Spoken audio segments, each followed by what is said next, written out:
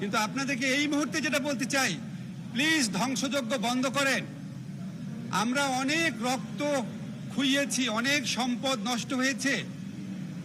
আপনারা প্লিজ লুটতরাজ, আক্রমণ, অগ্নিসংযোগ বন্ধ করেন। আমি বঙ্গভবনে আসার পথে আমি অনেক ফোন পেয়েছি, কান্না করছে এক মহিলা, কান্না করছে এক লোক। প্লিজ, যেই সমস্ত খারাপ কাজকে আমরা ঘৃণা করি সেগুলি নিজেরা কেউ করবেন না। যারা করে তাদেরকে বাধা দেন। এই দেশের সম্পত্তি যেগুলি আছে এগুলি আমাদের। এখন তো আমাদের তো আমরা যেরকম সরকার চাই ইনশাআল্লাহ সেরকম একটা সরকার গঠিত হবে। এই সম্পদ তো আমরাই ব্যবহার করব।